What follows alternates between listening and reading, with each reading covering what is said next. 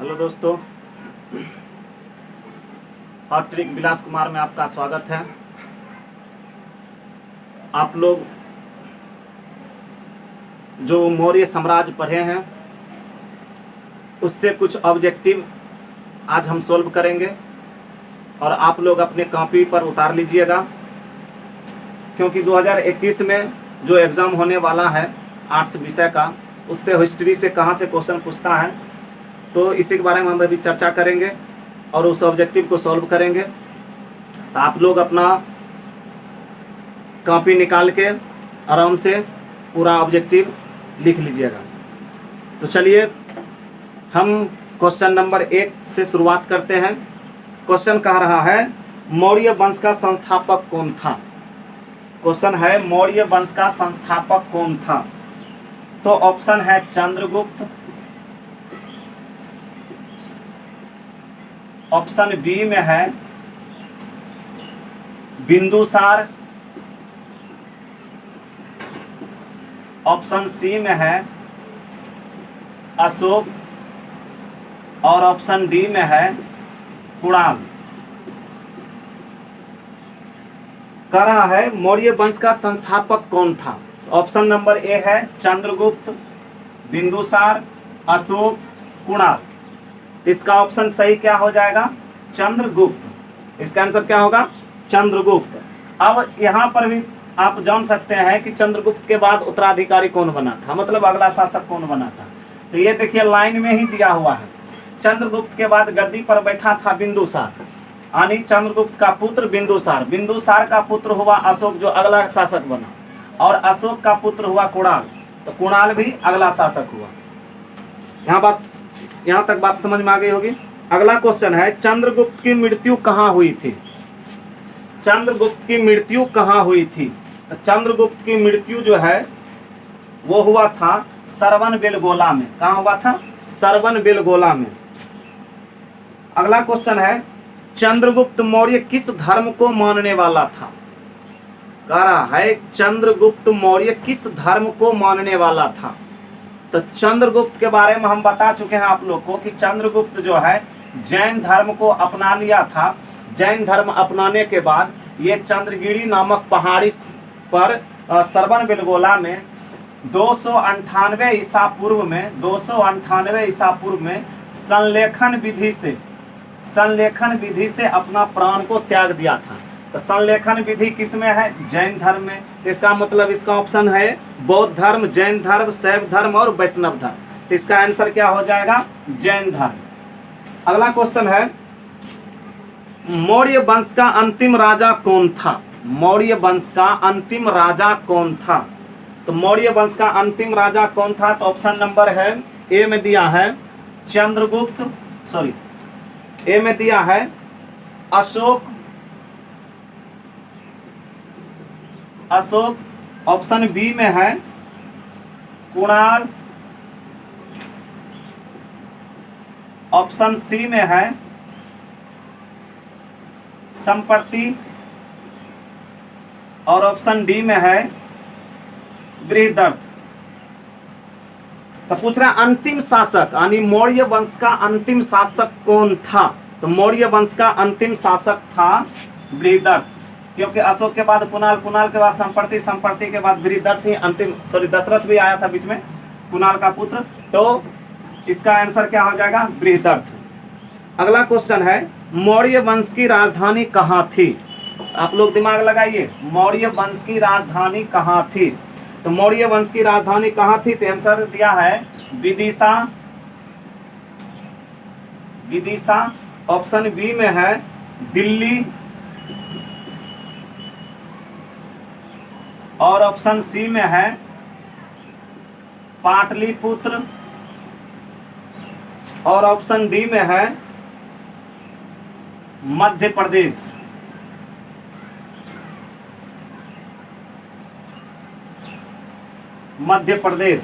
तो क्वेश्चन पूछ रहा है मौर्य वंश की राजधानी कहाँ थी। तो कहाँ थी? पाटलिपुत्र थी। तो ऑप्शन नंबर क्या हो जाएगा? सी। अगला पूछ रहा है अशोक का व्यक्तिगत धर्म क्या था। पूछ रहा है अशोक का व्यक्तिगत धर्म क्या था। तो अशोक का व्यक्तिगत धर्म देख लेते हैं। ऑप्शन ए में है बौद्ध धर्म,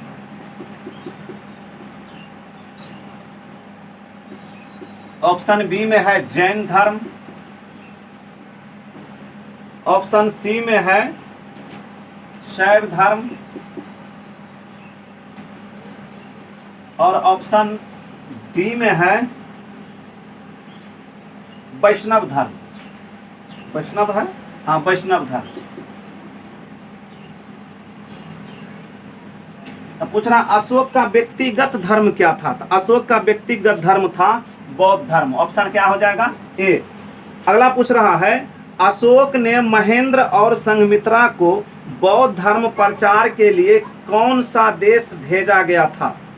क्वेश्चन है, क्वेश्चन कह रहा है अशोक ने महेंद्र और संघमित्रा को बौद्ध धर्म प्रचार के लिए कौन सा देश भेजा गया था? कौन सा देश भेजा गया था? हम बता चुके थे कि अशोक ने बौद्ध धर्म प्रचार प्रसार के लिए संघमित्रा और महेंद्र को कहां भेजा था? श्रीलंका। तो इसका आंसर क्या हो जाएगा? श्रीलंका। उसके बाद पूछ रहा अशोक किस वंश का शासक था? ये 2010 और 2014 में क्वेश्चन पूछा गया है। पूछा है अशोक किस धर्म का शासक था? ये 2010 और 2014 में पूछा गया है। तो अशोक किस धर्म का शासक था? तो मौर्य वंश का शासक था। मौर्य वंश में कौन सा शासक हुआ था? पहला, दूसरा, तीसरा? तो क्या हो जाएगा? तीसरा शासक हुआ था। पहला शासक कौन था? चंद्रगुप्त मौर्य। दूसरा कौन था? दूसरा था बिंदुसार। और तीसरा कौन हो जाएगा? अशोक। आई होप समझ में आता होगा। अगला क्वेश्चन है अशोक कौन से बौद्ध भिक्षु के प्रभाव में आकर बौद्ध धर्म का समर्थन बन गया था? कह रहा है, क्वेश्चन है अशोक कौन से बौद्ध भिक्षु के प्रभाव में आकर बौद्ध धर्म का समर्थक बन गया था? तो ऑप्शन नंबर है उपगुप्त, ऑप्शन बी में है उपाली, ऑप्शन सी में है राधागुप्त, ऑप्शन डी में है नागसेन। तो इसका आंसर क्या हो जाएगा? उपगुप्त। यानी अशोक को बौद्ध धर्म की दीक्षा कौन दिया था? उपगुप्त। अब अगला क्वेश्चन कह रहा है जीवक ने वैद्य की शिक्षा कहां से पाई? जीवक हर्यक वंश से रिलेटेड है। ये बिंबिसार के दरबार में रहता था जीवक। तो पूछ रहा है कि जीवक ने वैद्य की शिक्षा कहां से पाई थी? तो उस समय एक ही विश्वविद्यालय था। कौन सा? तक्षशिला विश्वविद्यालय। तो इसका आंसर क्या हो जाएगा? तक्षशिला विश्वविद्यालय। अगला क्वेश्चन कह रहा है जीवक कहाँ का रहने वाला था? ओहो, कितना मस्त क्वेश्चन है। जीवक कहाँ का रहने वाला था? तो जीवक कहाँ का रहने वाला था? तो जीवक था राजगृह का रहने वाला। हाँ, कहाँ का? राजगृह का रहने वाला। अगला क्वेश्चन पूछ रहा है बिंबिसार का संबंध किस वंश से था? बिंबिसार का संबंध किस वंश से था? तो हर्यक वंश के संस्थापक कौन थे? स्वयं बिंबिसार। यहाँ ऑप्शन दिया हुआ है नंद वंश से, हर्यक वंश से, शिशुनाग वंश से और मौर्य वंश से। तो ऑप्शन क्या हो जाएगा? हर्यक वंश से। यानी बिंबिसार किस धर्म से संबंध थे? किस वंश से संबंध थे? तो हर्यक वंश से। अगला क्वेश्चन पूछ रहा है सेल्यूकस ने अपनी पुत्री का विवाह किस राजा से किया था? क्वेश्चन ये पूछा है 2018 में। सेल्यूकस ने अपनी पुत्री का विवाह किस राजा से किया था?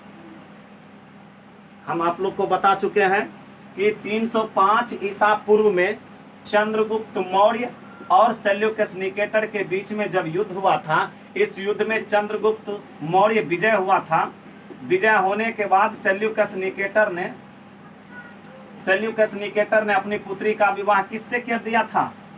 चंद्रगुप्त से। बदले में सेल्यूकस निकेटर ने 4 देश दहेज में दिया था और चंद्रगुप्त ने उपहार में 500 हाथी दिया था। तो ये ऑप्शन क्या हो जाएगा? सेल्यूकस ने अपनी पुत्री का विवाह किस राजा से किया था? तो चंद्रगुप्त मौर्य से। अगला पूछ रहा है धर्म विजय का उल्लेख अशोक ने किस शिलालेख में है? धर्म विजय का उल्लेख अशोक के किस शिलालेख में है? धर्म विजय का उल्लेख अशोक के किस शिलालेख में है? तो याद रखना है कौन सा शिलालेख बताए थे? कलिंग युद्ध का वर्णन किस में है? 13वें शिलालेख में। तो 13वें शिलालेख में तो आंसर इसका क्या हो जाएगा? 13वें शिलालेख। अगला कह रहा है मगध का प्राचीन राजधानी कहाँ थी। मगध का प्राचीन राजधानी कहाँ थी, कहाँ हो जाएगा। तो मगध का प्राचीन राजधानी हर्यक वंश कहाँ बनाया था। हर्यक वंश के संस्थापक थे बिंबिसार थे। बिंबिसार ने अपनी राजधानी कहाँ बनाई थी, राजगृह। कहाँ, राजगृह। तो प्राचीन राजधानी कहाँ, राजगृह। अगला पूछ रहा है, अगला क्वेश्चन है मगध का प्राचीनतम राजवंश कौन था। मगध का प्राचीनतम राजवंश कौन था। ऑप्शन नंबर है नंद वंश ए में, ऑप्शन बी में है मौर्य वंश, ऑप्शन सी में है हर्यक वंश और ऑप्शन डी में है शिशुनाग वंश। यह क्वेश्चन 2017 में पूछा गया है। मगध का प्राचीनतम राजवंश कौन था। तो ऑप्शन सीधा सीधा हो जाएगा हर्यक वंश, क्योंकि पुराना वंश यही था मगध पर, है ना। अगला क्वेश्चन पूछ रहा है कि रथ मूसल नामक आक्रामक यंत्र का प्रयोग किस जनपद में सबसे पहले किया गया था। राजा नहीं पूछ रहा है, जनपद पूछ रहा है। क्वेश्चन कह रहा है रथ मूसल नामक आक्रामक यंत्र का प्रयोग किस जनपद में सबसे पहले किया गया था। तो एक है ऑप्शन नंबर ए है काशी,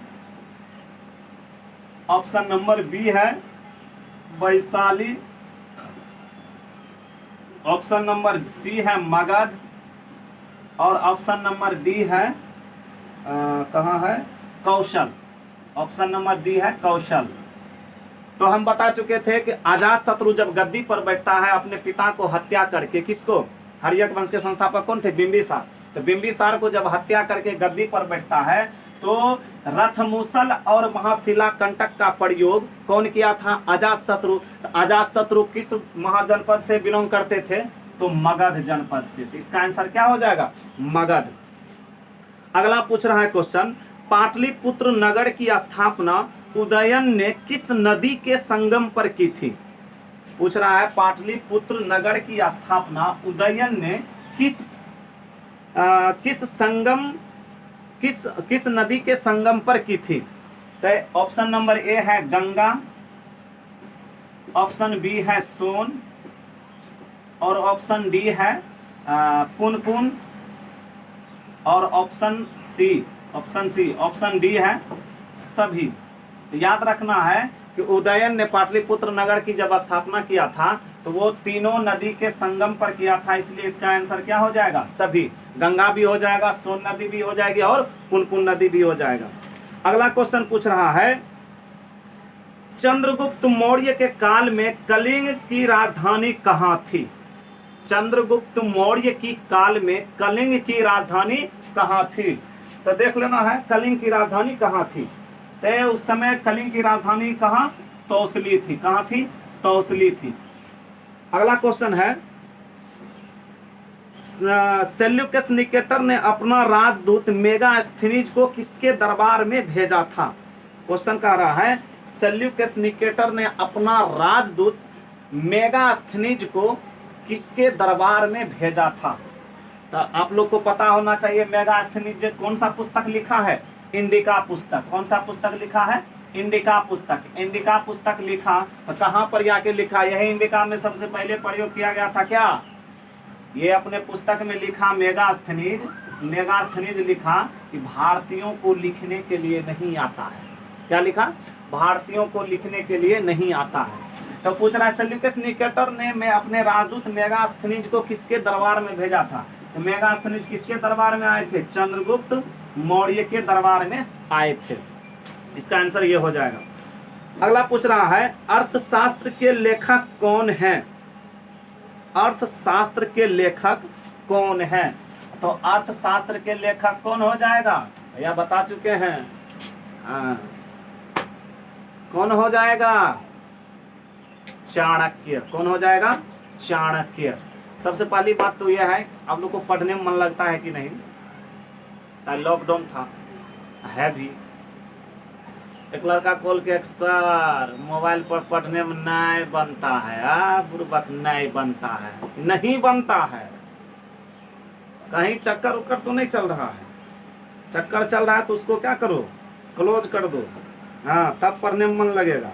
बोलता है पढ़ने में मन नहीं लगता। अरे जीवन में कौची है, जीवन में तो पढ़ना ही है, 20 साल 25 साल पढ़ना, उसके बाद तो कमाना खाना है ना।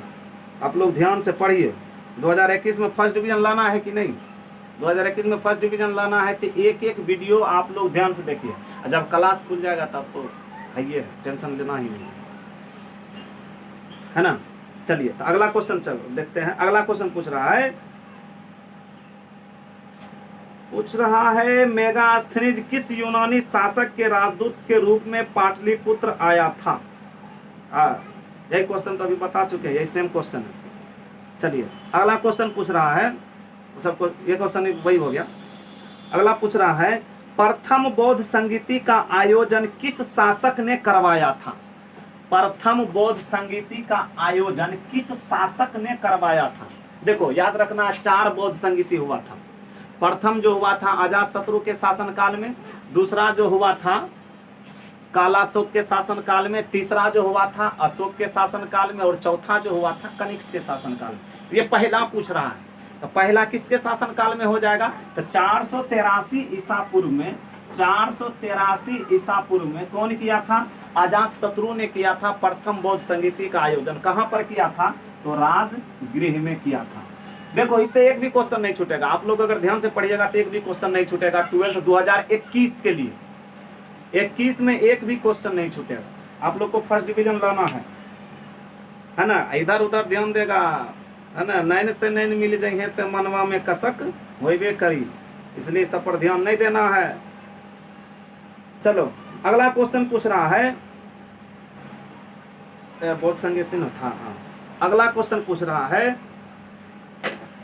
हर्यक वंश के संस्थापक कौन थे? हर्यक वंश के संस्थापक कौन थे? हर्यक वंश के संस्थापक कौन थे? ट्रिक दिए हैं, हसीन मासूक सा था। एक हसीना थी एक मासूका था, है ना। यहां से भी बन जाएगा ऑब्जेक्टिव। एक हसीना थी एक मासूका था। एक हसीना हो से हर्यक वंश, 100 से शिशुनाग वंश, 9 से नंद वंश। हसीना मासूका था, 9 से मौर्य वंश, 100 से सुंग वंश, 100 से कण्व वंश। तब कौन हो जाएगा? हाँ बिंबिसार हो जाएगा। चलिए अगला क्वेश्चन देख लेते हैं। अगला क्वेश्चन पूछ रहा है भारत का सबसे प्राचीनतम लिपि थी, है पूछ रहा है भारत की सबसे प्राचीनतम लिपि थी। तो कागे लिपि बतैले हो? 4 गो लिपि बतैले हो ना। कौन कौन बतैले हियो?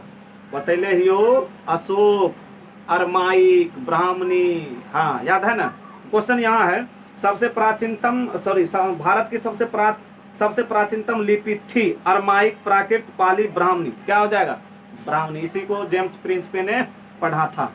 चलिए अगला क्वेश्चन है क्या है? चलिए ये तो गुप्त वंश से है ना। गुप्त वंश वाला भी नहीं पढ़ना है, गुप्त वंश जब पढ़ाएंगे तब। अगला पूछ रहा है कि बिंदुसार के बाद अगला शासक बिंदुसार के बाद मौर्य वंश का अगला शासक कौन हुआ था? कह रहा बिंदुसार, बिंबिसार नहीं, बिंदुसार के बाद अगला शासक कौन हुआ था? ऑप्शन नंबर ए है अशोक, ऑप्शन बी है कुणाल, ऑप्शन सी है शिशुनाग, ऑप्शन डी है उदयन। उदयन कहां से होगा? शिशुनाग कहां से होगा? होगा कौन? बिंदुसार के बाद अगला शासक कौन हुआ था? अशोक हुआ था। इसका आंसर क्या हो जाएगा? अशोक हो जाएगा। आप लोग मस्त ध्यान से पढ़िए ना, बड़ी मजा आएगा पढ़ाने, है ना। जब क्लास खुल जाएगी तब तो टेंशन नहीं होगी। इतना बात समझ में आ गया होगा। आप लोग इसको कॉपी पर लिख लीजिएगा, जहां भी छूटा हुआ है इसको हम जो है अलग से एक वीडियो बना के जब गुप्त वंश पढ़ाएंगे, गुप्त वंश में और मौर्य वंश दोनों मिला करके ऑब्जेक्टिव अलग से आप लोग को वीडियो मिल जाएगा। आप लोग लाइक और अब और नहीं बोलेंगे और क्या करना है ना। ये सब आप लोग खुद समझदार हैं, कर लीजिए, हमने मनोबल बढ़ेगा जी। अभी 95 96 हमारे पास सब्सक्राइबर हो गया, मतलब 100 के कगार पर हैं। बस आज 100 पूरा देना है आप लोग को। तो लोग प्रचार नहीं करता है, चैनल को सब्सक्राइब करता है लेकिन शेयर नहीं करता है, तब गलत बात है। सर्जियों पर ध्यान दो, है ना। हाँ तो अगला क्वेश्चन नहीं, आज यहीं तक रहने दो। कुछ गला खराब हो गया था, इस वजह से कल वीडियो नहीं बना पाए, 2 दिन गैप हुआ बीच में। अब डेली बनेगा और संभवतः 10 दिन के अंदर क्लास भी खुल जाएगा। आप लोग को वीडियो के माध्यम से और फ़ोन करके बता दिया जाएगा आज का क्लास।